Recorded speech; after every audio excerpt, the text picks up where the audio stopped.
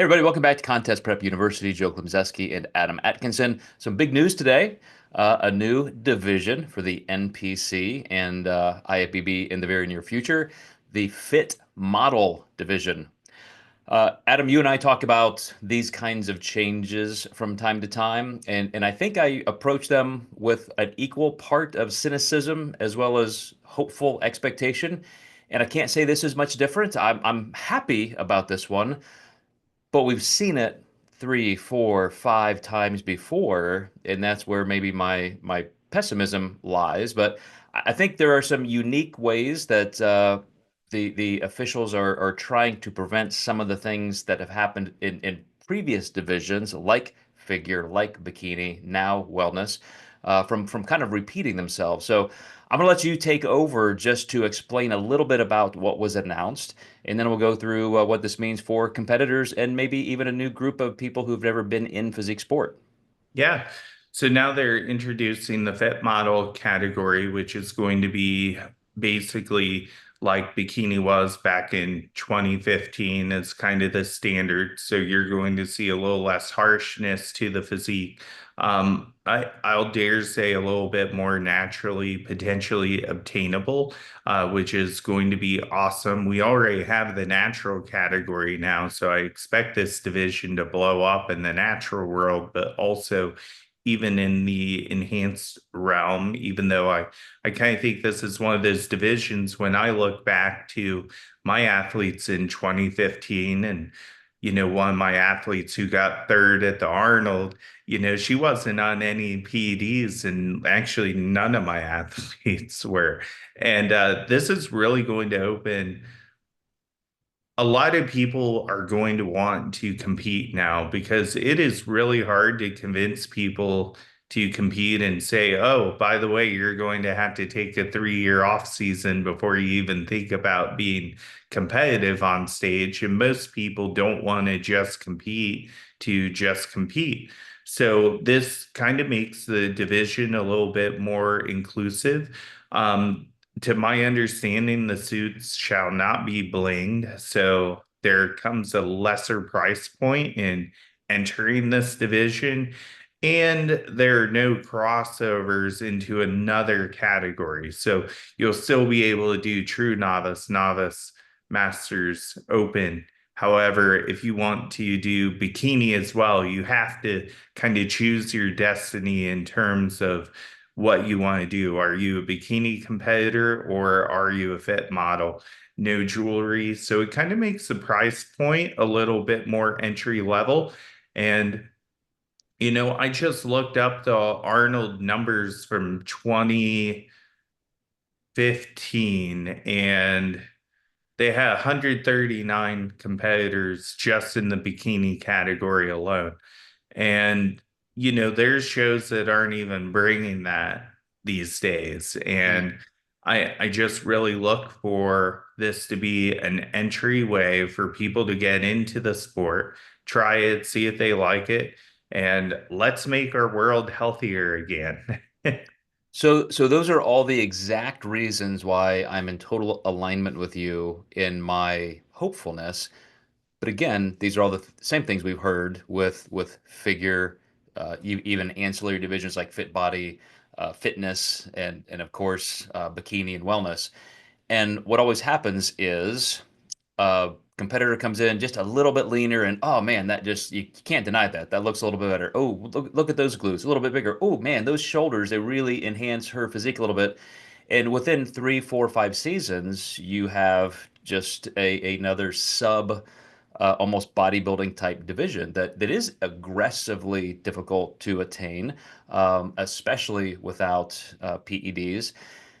So you keep mentioning 2015, and I'm going to read a couple quotes by Tyler Mannion because that's exactly what he referenced. We want the peak look to be what Ashley Kaltwalzer looked like in her 2015 Miss Olympia win. I'm going to go through a bunch of these because I think it's all poignant, especially because at this point, all we have are these words. These are the declared criteria for the division.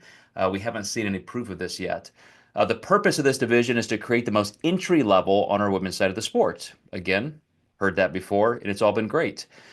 Obviously, we're looking for less muscle and less development, a small amount of muscle with nice shape, balance between the upper lower body. We don't want to see even a slight separation in the physique.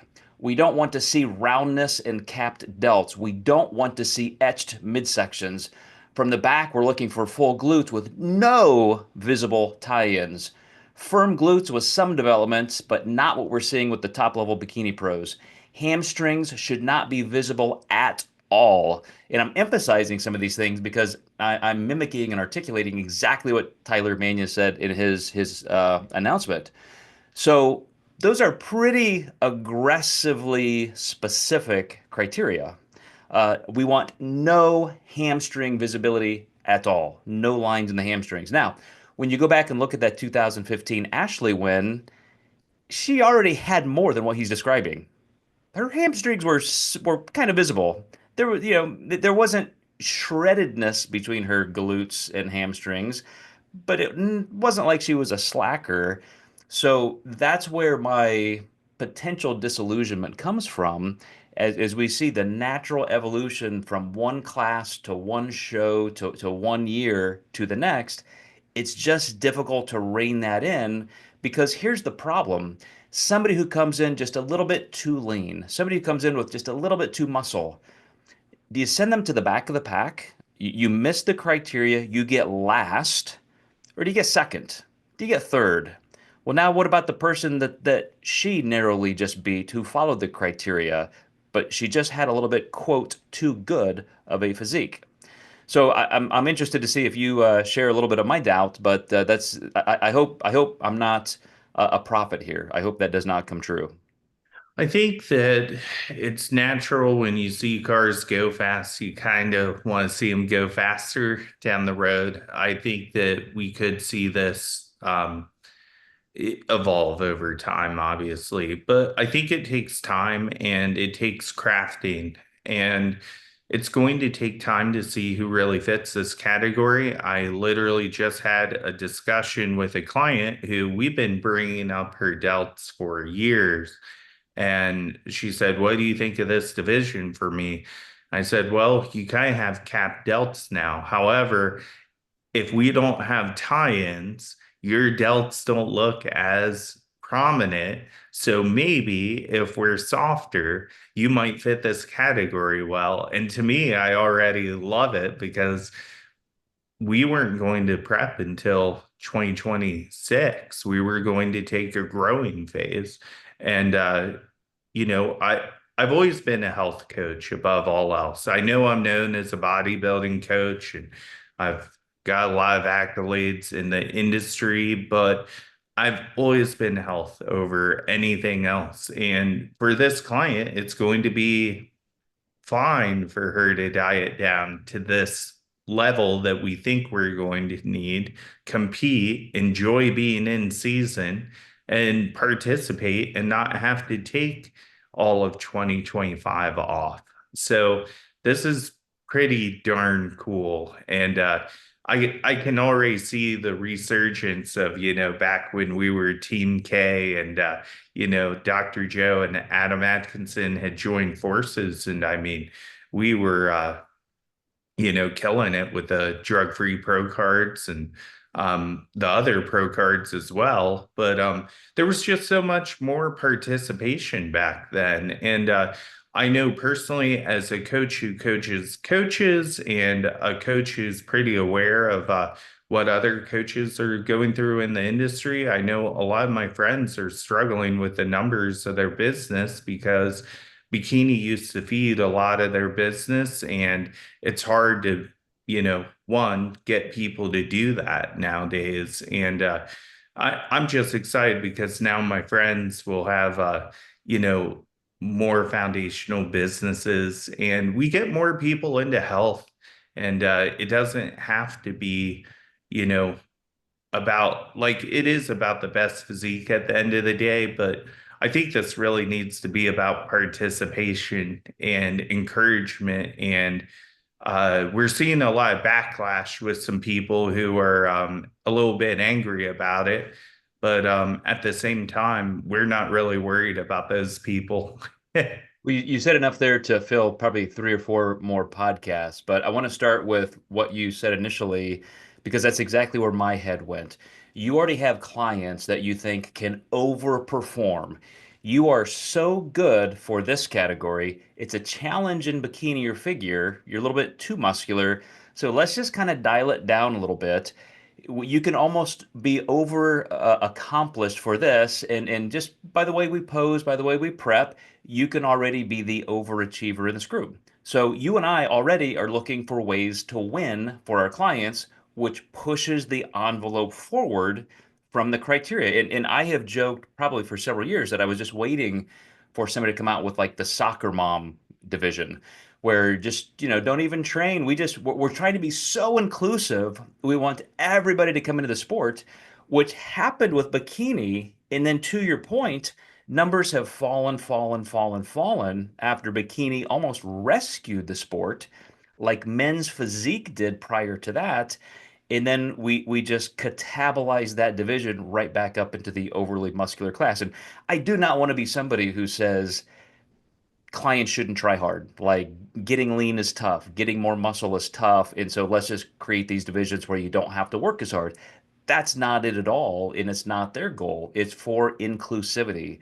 As Tyler said, it's to create a more accessible entry point into the sport. Now, what you just said, though, is also very, very clear that there are a ton of women who just don't want to take the step into using PEDs. And yet that's always a consideration when they get their knees cut out from them in contests and divisions where they're just running into women who are taking from a little to a lot of enhancement, drugs, and they get discouraged. There's no place for them to go because maybe they don't want to try a natural organization. Maybe they've already dabbled a little bit and they're disqualified for several years. And I just think this can be a platform for those people who want a competitive experience without the danger and the risks and even the masculinization of PEDs and so forth. So I'm glad you did a little harken back to those years when it just wasn't quite the mainstream way to go. Yeah, it was pretty taboo to even take anabolics like back in the day for bikini, and I still hear people say it. You shouldn't need anabolics for bikini, but that's you need the right genetic potential, which we just talked about last week, going through your doors. And when that happens, that's usually a great recipe for drug-free, even IFBB Pro Card, which we have done multiple times. And then, then there's just kind of like that cap at the pro division that, you know, you usually need a little bit more high octane in the tank once you get to that level. Yeah, you mentioned, you are first and foremost a health coach. I am a health scientist. I'm not a physician, but I also almost abide by a Hippocratic type oath where I'm not going to allow myself ethically to participate in risk or demise of a person for a pursuit like physique sports if I think it's going to have risk of harm. And so, if there are any female clients who leave my coaching for other coaches, it's typically that they decide they want to take a harsh push into the land of anabolics, and they know I'm okay with that. No moral qualms. I will still coach you. I'm just not going to provide PEDs for you. I'm not going to tell you exactly what to take and how to take them. Obviously, they are still a Schedule One drug. They're not legal, and I it's just not my expertise. It's out of my scope of practice. I am not a physician. I am not an endocrinologist. And so even if I think I'm using the best due diligence, I'm likely to make mistakes somewhere because it's not where my education and practice training is. So that said, yes, back to the days where I had won more than 500 pro cards, mostly for drug-free athletes over the course of 25 years. It is a new dawn where a lot of female clients feel like they have to at least contemplate using some kind of steroid or anabolic compound to get there. And hopefully, this is another way. We did a couple episodes on this, how the NPC is making a big, big push into the natural world. They have the infrastructure, they have the name, they have the notoriety and recognition. So this is just another way for them to say, hey, women, come over here. We have a place for you. Absolutely. Yeah, it's so inclusive. I'm super excited about it. I'm like you. I hope the criteria, sticks pretty well and we treat this more like a dart board and we're really funneling the bullseyes in. But it is going to be difficult. We're going to see probably a few wild darts here and there and but I encourage people to try it. And, if you've always wanted to compete, now is a great time to do it in 2025 with the new federation, a little bit less investment with the suit, and can kind of get your feet wet into the industry. And who knows, maybe you don't stay in this category and you do go up into bikini or who knows, even figure women's physique or women's bodybuilding if you take it that far. Now you could be the first ever to have done that with this new division. So there's just a lot of opportunity. I know people are a little bit worried about the fan base not growing because of this, but um, there's people that run marathons, but they don't watch marathons. And I think that this bodybuilding world is a pretty boring sport to watch unless you're a coach or an athlete for the most part. And we just kind of have to get over that we're not doing this for the fan base. We're doing this to generate more athletes, which will create a little bit larger fan base. But the ratios are going to be much different than like, golf or, baseball or something like that. I think we have to get over that, I want bodybuilding to be as big as it can be, but we have to be realistic on what our expectations are because it's a very taboo sport. Mhm. Yeah, let's talk about some of the technical aspects to finish. But before I transition to that, uh, you mentioning going back to some of those days where we've lost ground in terms of visibility and even spectatorship. I remember this goes back at least 20 years ago, probably more, when the INBF and WNBF came out with what I think is the first category like this, and it was called Fit Body. And even back then, I was writing for a lot of the magazines, and I said it adds a little bit of pageantry. It's less muscle, more pageantry. It's for the women who do want to just get on a stage, not doing a crab most muscular pose or having shredded glutes or it just is something that is very difficult for most women to obtain with genetics, estrogen dominance and so forth. Um, and that's really how it rolled for a while until they got a little bit too big and too muscular. And so they created figure. And then along came things like, bikini. But there are organizations, I believe there's one based in Texas that now does a transformation division. And so I'm not even sure exactly what it looks like to be on the stage or spectating that. But it's for somebody who, hey, man, you lost 50 pounds, you lost 100 pounds, fantastic. You don't want to stand on stage in $1,000 bikini suit and necessarily, quote, compete, but you want some recognition and you want to participate in something athletic, at least in a competitive way. And so imagine with these new technical aspects where you said no bling on the suits, totally plain, solid colored suits, even with the criteria note right now that there has to be moderate coverage of the glutes, moderate coverage of the glutes. Didn't say how much, didn't say what style, doesn't say just go buy a bikini off the rack at your local store. So I think that has to be defined a little bit more. But without heels, without jewelry, without all of that kind of stuff, I again go back to 20 some years ago in Fit Body.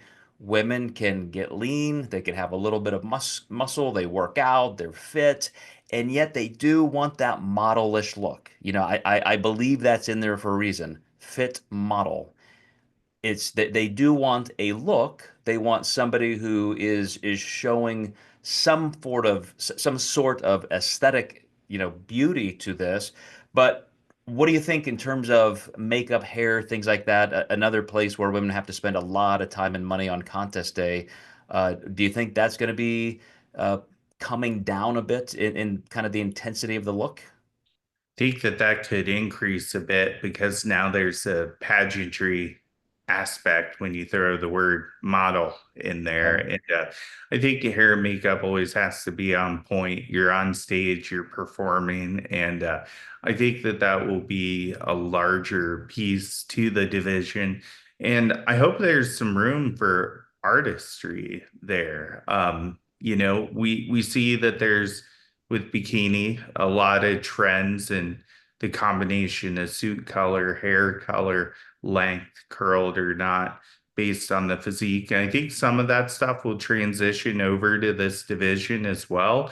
But without the bling on the suits, I think that there can definitely be some different colors that can be used and some different accents that could potentially be used. And I think that we just need to kind of see you know what the official you know first couple shows look like and what they pick. Yeah, I hope it didn't sound overly critical because I do want this to be something successful for everybody. I think inclusivity is always a good win. But, back to your race car metaphor, the reason the default is to just always give it to the best, quote unquote, it's easier to define, it's easier to judge. How would you take a race car out on the track and say, okay, we have 32 race cars here, you're lined up, go fast, but you can't go over 150. Oh, you went up 151, you're out of the race. You went a little too fast. Your glutes were a little too lean, your shoulders were a little too big. You missed it. It's very difficult to do. So we will see. Like you said, it's going to roll out, and I think like Bikini did in 2015 and moving forward, there was uh, at least an effort to hit the criteria until judging trends just tilted up, up, up, up, just one natural step at a time. But I will say too, the last point that was mentioned by Mannion was the posing, because this is going to be a part of it. They certainly want a more natural model look. You wouldn't go to a runway show in New York City and see women strike poses like you do on a bikini stage. But he then backtracked and said, well, the back shot with the low back arch, anterior pelvic tilt, that's probably okay, but just, I don't know, maybe tone it down a little. Like, again, more clarification there, but he did mention kind of the front foot out, a little bit canted to the side, not necessarily so much showing, shoulder width and so forth, but a more aesthetic, natural, model-esque type appeal. Did you gather anything else from the posing mention? Fit Pro Becky, Becky Clausen has posted a lot. So she actually, if you guys want to go to her Instagram, it's at Fit Pro Becky. She has actually posted the poses, which has been super helpful, Good, good. much like what you described. Okay. All right. Well, there you go. I think it's going to be interesting and hopeful. It does start right away in 2025 for the amateurs for the NPC, and then as people get qualified and move up the ranks, and we kind of define the division, then in 2026 it is planned that it would be a pro division. So you'll be qualifying in 2025 for things like the Olympia, and then it's on. We'll see how that goes, and then what that does even for bikini. If that changes the entry point for bikini, how women are showing up there. We kind of glossed over this in the early part of your comments, but the fact that you cannot cross over is their defining point to trying to protect the criteria. Uh, if you can't try to hedge the line between, well, I'm kind of bikini, I'm kind of fit and model, kind of bikini, and so it starts to blur those lines. I think it is true, and again, it's another one of my hopeful points. that people will be more geared toward those exact criteria. And if those are the winners of divisions, it will become a little bit more cemented into the corporate culture of each judging panel, each promoter, each region, etc. Yeah, I think so too. I think it's going to make people really choose, and I think that to make accuracy, I think we should potentially do this with all the categories. Is if you're a wellness person, you're a wellness person, and now that we have more of the numbers coming in because of this newer division, we could maybe sacrifice and do less crossovers outside of divisions and I think that'll help bodybuilding and classic physique to a degree as well. Yeah, it'll be interesting to see if anything changes there. This as a little bit of a checkpoint to see what happens, the canary in the coal mine, and then maybe men's physique needs a little retooling like this. But hey, man, it's almost the end of the year. I'm certainly getting my roster ready for 2026. So I know as my client list fills up, we're gonna have some participants in this, and we'll see how it goes. I welcome it. I think it's a great move. I just hope everybody can maintain the intent and integrity of the division. Absolutely. All right, guys, we will see you next time in Contest Prep University. Don't forget about the CPU D1 Club, where for a mere $3 a month, little paywall there, we can get you into a private group where Adam, myself, Austin Kiergaard, our dietetics director, Dr. Souders, our medical director, all of the peer participants in there can chat about our journeys. It's not a place to get specific coaching, but we do have a lot of conversation where members are posting photos and asking for support. Again, just a great place if you already have a coach, if you're coaching yourself, it's definitely a place to get a leg up. So message us for information. We'll see you next time in Contest Prep University.